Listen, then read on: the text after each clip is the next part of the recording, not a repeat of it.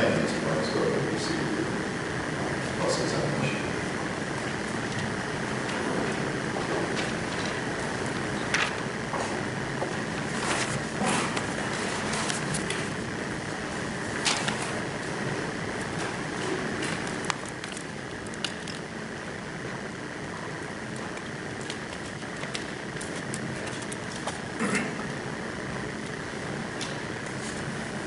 Now, Defendant Chan, that evening, you were with your friend Josh and Jeremy Martin at the bar, and you were exchanging barbs. Is that a fair way to put it? Just sort of verbal barbs with one another. Exchanging barbs? Yes, B-A-R-B-S. Sort of edgy joking. Oh yeah, there was joking. Is that something that's normal among members of law enforcement?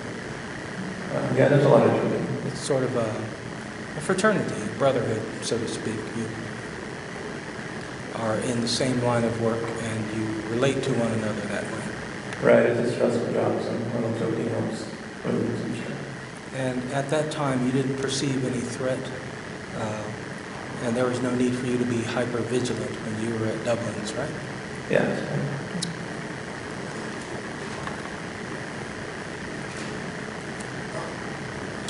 Now, you said that Jeremy Martin brought up the double homicide issue.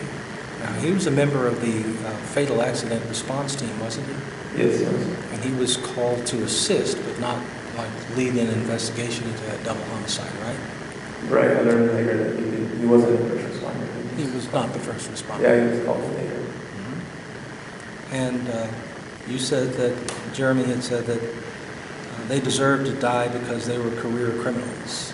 Yeah, that's what he said. And he's not around to refute that, is he? No, he's not. Now, you said that, correct me if I'm wrong, but you said that you told him that you killed him. You did not get there in time? Yeah, I said, you told him you didn't arrive in time to save him. But he wasn't his first responder. So that comment doesn't make any sense, does it? Right, it doesn't. So why would someone say something like that? I was, again, just trying to joke, and I didn't mean him to take it personally or hard that he actually did cause that, because there's no way he could have caused it. But you would say that on that evening you were being pretty annoying, right? Yeah, you could say I was being annoying. Seemed to get under his skin. You could say that. And the way guys are, whenever one thing gets under their skin, sort of dig a little deeper, right? Just try to keep it going. No, I was trying to, remake, get us in good standing, and I just didn't want to hurt his feelings. Now, you told Mr. Clark that you were concerned about where Jeremy went to. Yeah, he was gone for a while, and I was concerned. And that's sort of normal among police officers, isn't it? To be concerned? Yeah, for your fellow police officer. Yeah, I think so. Okay. And especially if you're out of town.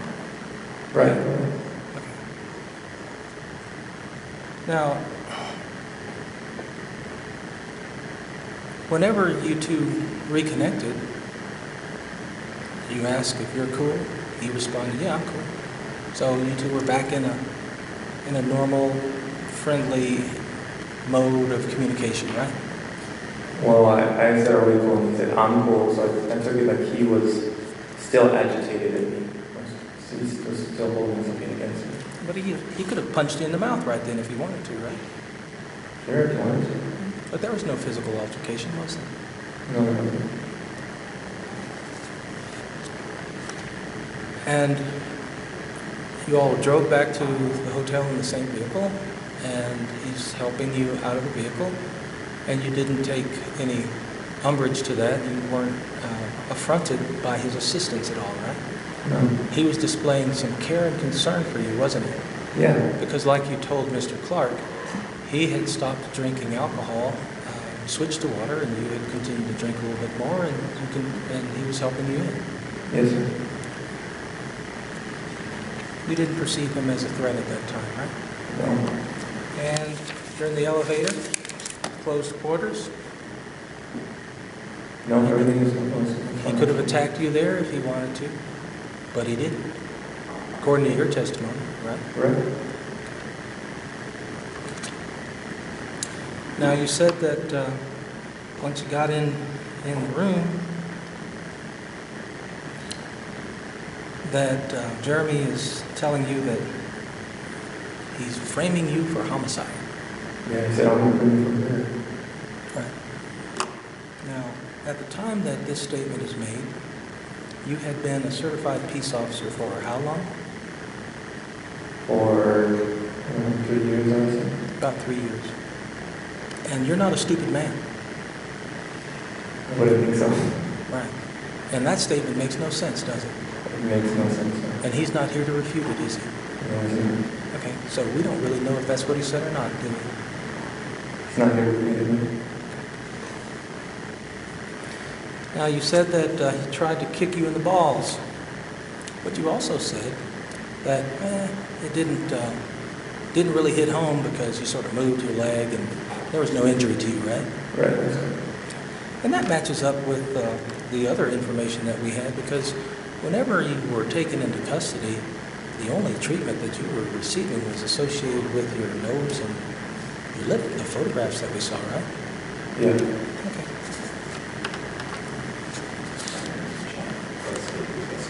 Oh, I'm sorry, yes.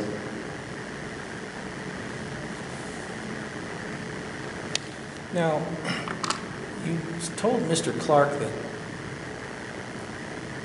Jeremy was acting bizarre, and you were confused. And you had some options at that time, didn't you? For example, you're a trained law enforcement officer. You respond to calls for service, don't you?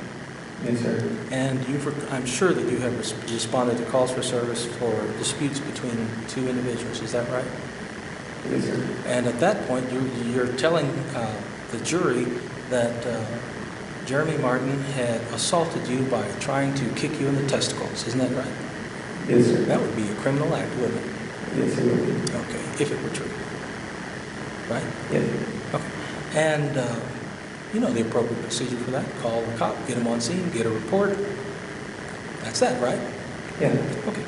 And you also could have gone another route. Called your supervisor or his. Isn't that correct? Yeah. You also could have gone another route.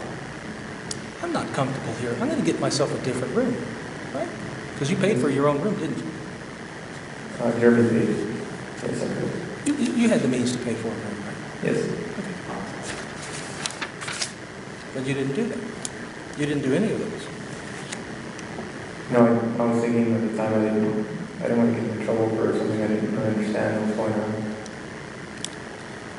Do you not want to get people on the street in trouble for things that they do whenever they batter into people, but you cite them or arrest them or things of that nature, right? I do, yes.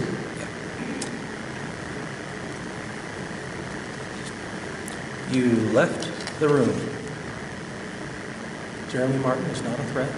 You left the room. And you said Jeremy Martin came and found you. Yeah, he came down. Okay. Now, doesn't it seem particularly odd to you that somebody who is going to be framing you for murder is going to leave a place of safety and solace? They're going to go all the way down and they're going to run around outside and come and find you. And when they find you, they're not going to pummel you. They're going to try to help you back into the hotel, right? Yeah, I think that's it. Yeah.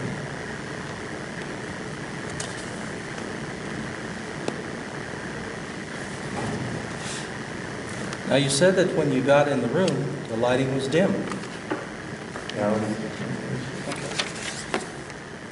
And whenever you qualify for use of your service weapon, you have to qualify in the day and the night, right? yes, sir. And many times whenever you make entry into people's homes for warrant service or anything else like that, the The lighting may be dim or it may be brightly lit up, right? Yes, sir. You can operate in that environment, can't you? Yes, I can. You did on this day too, didn't you? Yes. Now, you said that Jeremy is knocking on the door, and you're in the bathroom cowering because you are afraid of this man. I was on the phone with Leah. You just told Mr. Clark that you were afraid of Jeremy Martin. Yeah, I was afraid it was weird what was going on. It was strange. There's a difference between something being strange and something that puts you in abject fear. And you're saying that you were afraid, you told Mr. Clark that you were afraid of Jeremy Martin, right? Yes, I was afraid. But you're the SWAT officer and he's not. Yeah. Now, you said that it's part of your, in response to Mr. Clark's direct question, when you yelled, sit down, that doesn't, well, let me put it this way. Do you only do what you were trained? No? You use your own common sense, don't you? Yes, sir. And there are some times whenever just training alone isn't going to necessarily be the most appropriate way to address the situation, right? Yes. But you chose to take an aggressive posture with Jeremy Martin, isn't that right? You started yelling at him. I was starting to tell him to sit down, yes. Now you're saying that Jeremy Martin is left-handed. Yeah. Okay. Sorry. May I have a moment, Charlie? Yes, sir.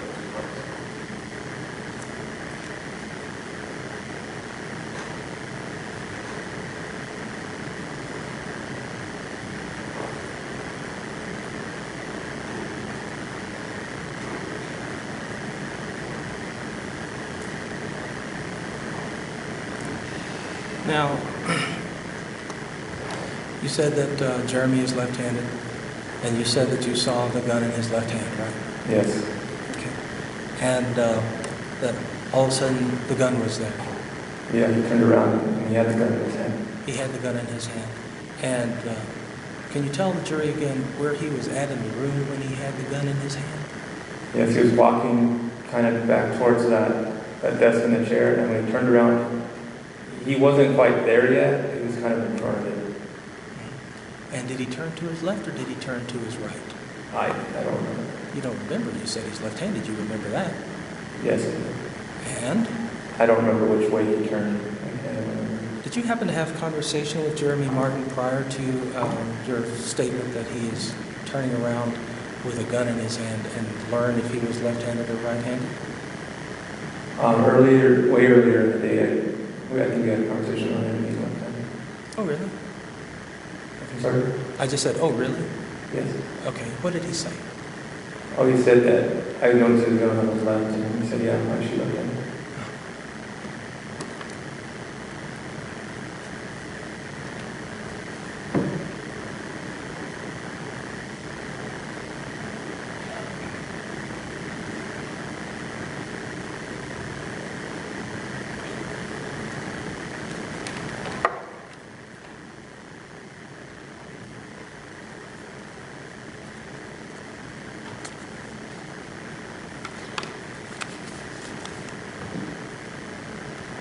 When law enforcement officers use their firearm, they don't say, I'm going to shoot you now, do they? No, I don't. They just pull the trigger, right? Yeah. It's sort of odd Yes. that Jeremy would tell you, I'm going to shoot you. Yes, it's very strange. Now, you said that Jeremy is punching you with one hand and he's holding the gun with the other. Yeah. Now, if he says he's going to kill you, it makes no sense that he's going to be punching you, does it? He said he was going to shoot me, and then he started punching. Okay. If he's going to shoot you, then all he has to do is pull the trigger, right? Right.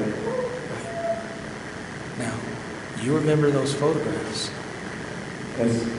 and the only defects on your face is the blood in your nostrils and up underneath the inside of your lips and your upper lip and your lower lip, right? Yes, sir. You have seen individuals who have been pummeled and battered in the face on calls for service that you responded to, haven't you? Yes. And sometimes they'll have lacerations on the pointy parts of the cheekbones underneath the eyes, is that right? Yes. The eyes will be swollen and protruded, blue and bulging, isn't that right? Yes. And you'll have scratches and discoloration, disfigurement all over the face, isn't that right? Yes. And none of that is on any of the photos associated with you, correct? That's correct. And it makes no sense either that a person, why would he shoot you if he's going to frame you for murder? Then he can't frame you for murder, can he? I don't know.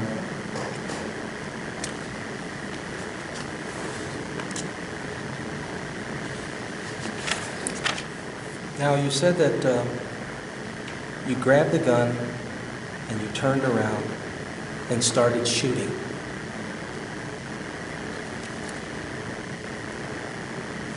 At the point that you just described for the jury, Jeremy Martin is the person closest to the window, isn't that right?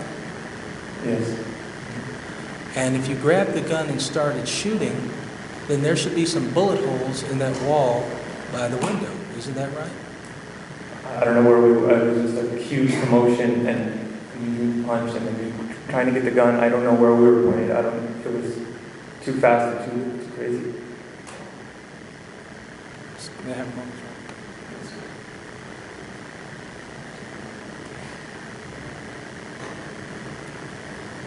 Now, but that defies logic, doesn't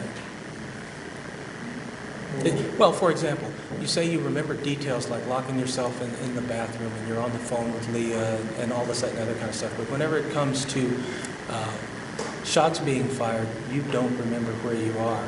Yes, I remember the shot, and I remember just struggling. At that time, it was just so hectic and chaotic, and I don't know where I was, who was facing where. I don't know any of that. You don't know any of that.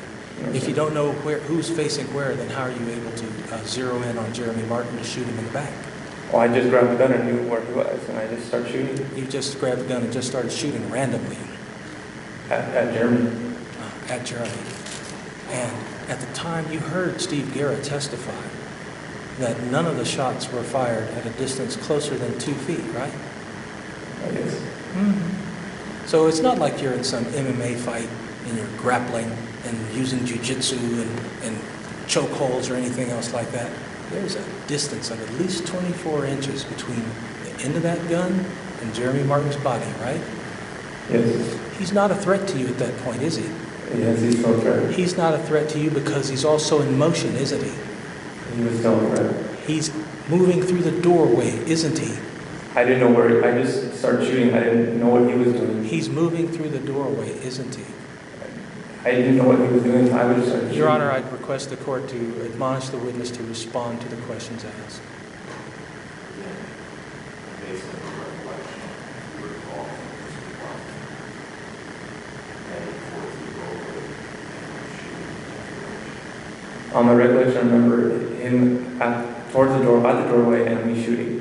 I remember just the gun coming up, and then I remember him gone, and I ran out because I didn't know if he had another gun, and I didn't want him to just come in and start shooting me, so I just started shooting out the doorway, and then I realized he was running away, and I stopped shooting. Now, the door to room 711 closes automatically, doesn't it? Yes, it does. When it closes, it locks automatically, doesn't it? I think he used to open it from the inside, but it locks from the outside. Yeah, it locks from the outside. You've stayed in hotels plenty of times. You know how this routine works, right? Yes. Okay. So Jeremy Martin is moving away from the gunfire, and he's unarmed.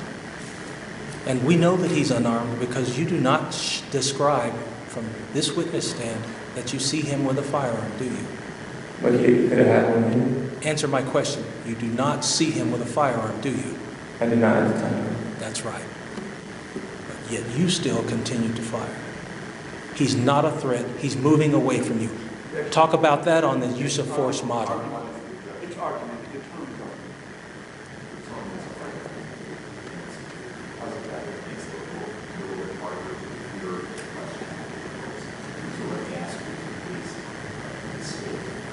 I will, Your Honor. Thank you.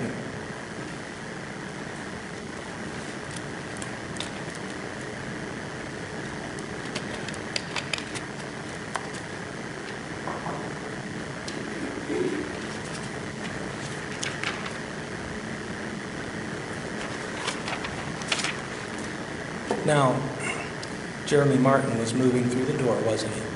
Yes. And he was unarmed, wasn't he? I did see him holding her. That's right. And based on your training, this block of training at the academy, and your daily events, and the use of the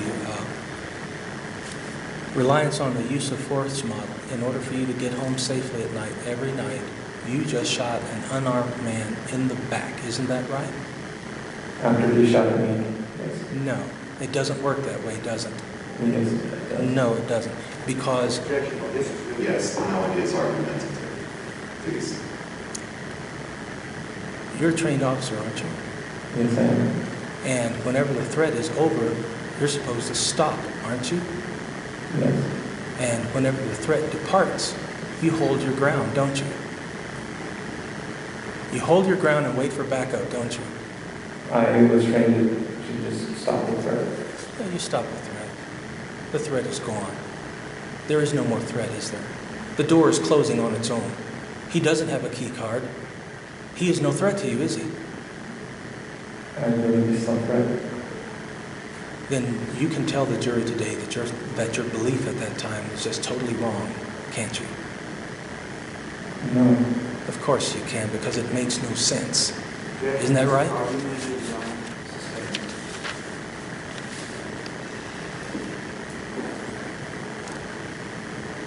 But even so, you take it the next step further. You go out into the hallway. Isn't that right? Yes. You had cover inside that room, didn't you? I don't know if he's going to come back and start shooting at me. Answer my question, please. You had cover inside that room, didn't you? You have beds and... What is cover?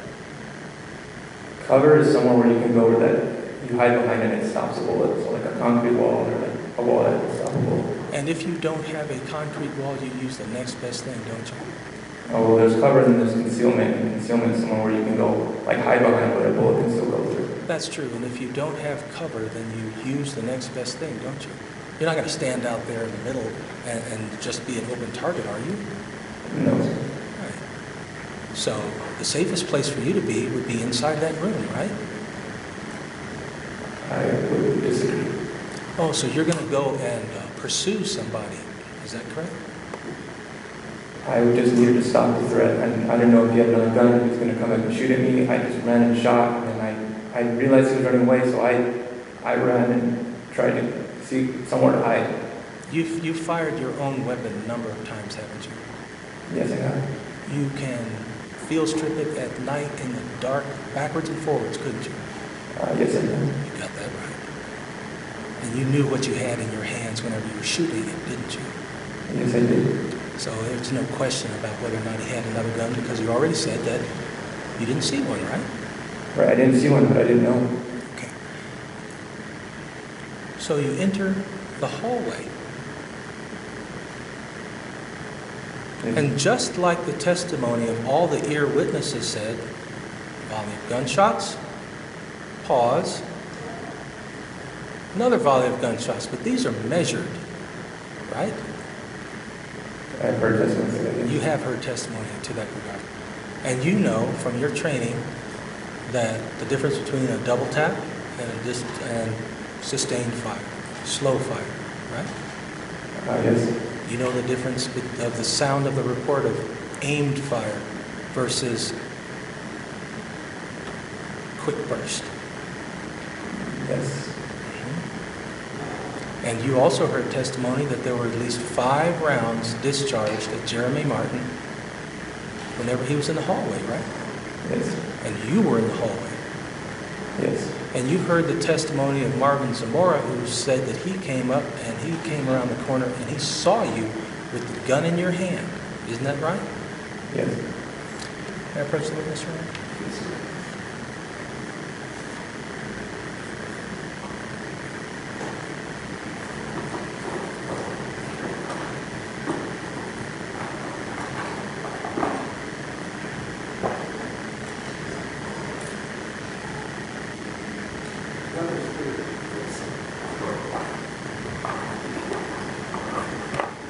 Show you what's been marked as State's Exhibit 17 for identification. This is your weapon, isn't it? Yes, sir.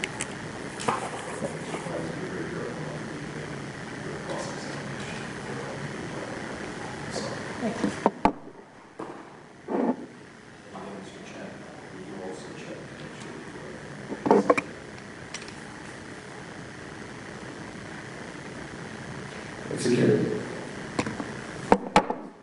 Thank you, Your Honor. Estimate how many rounds you fired through that weapon during your time with the Sheriff's Office. I can't say how many. I know there's a lot. I don't know how many. A couple hundred? Yeah, probably more. A couple thousand? I'm not sure. I can't say. There's a lot. You have trained with that frequently, right? Yes, sir.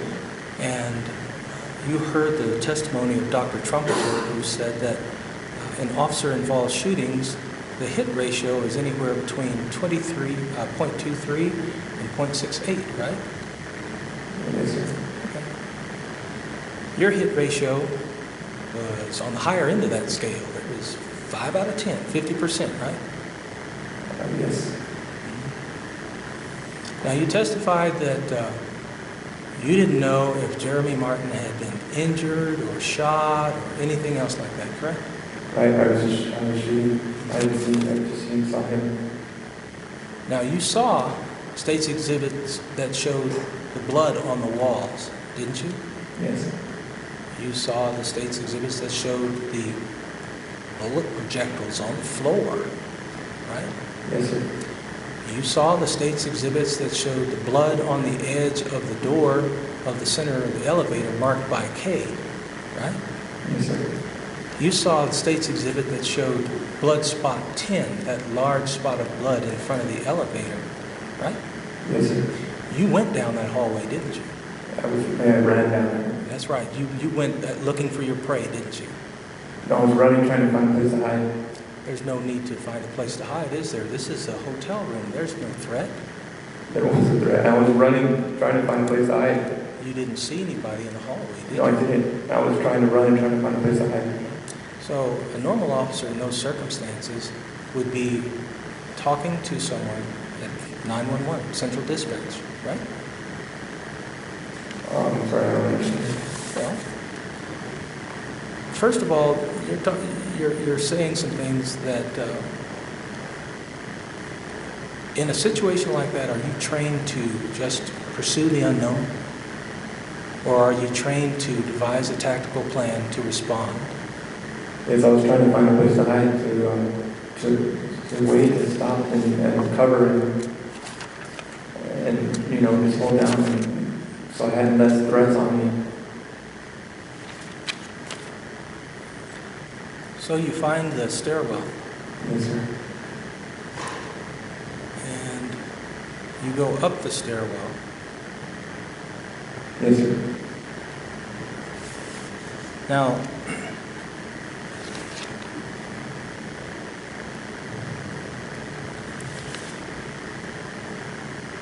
instead of going to the stairwell, that was an unknown place to go, wasn't it? Yes, it was. I found it then at that time. Yes. In other words, what I'm saying is this.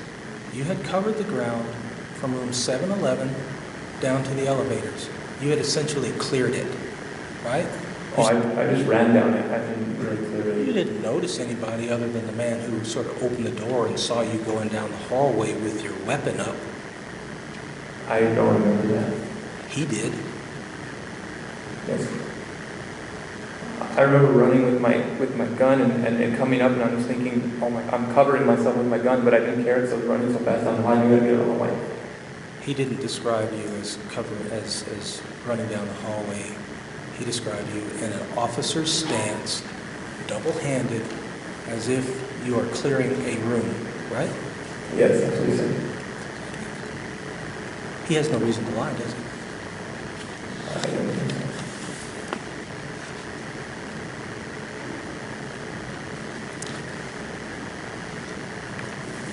Now, you could have gone, even though you went into the stairwell and it was an unknown area, and what you're telling us today, you thought would have been a threat, could have been in that hall, in that stairwell, waiting to ambush you, but you went in there anyway. But you could have gone down another elevator, correct? Yeah, I remember I just didn't want to push the button and wait for the elevator.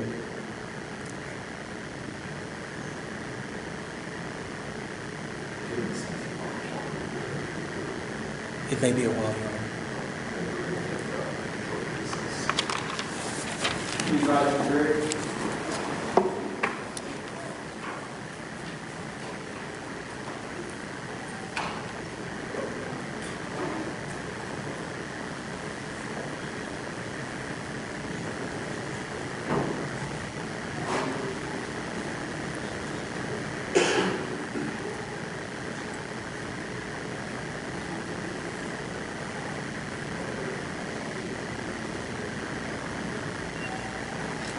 Since Mr. Myers, since the jury is the one who requested the recess.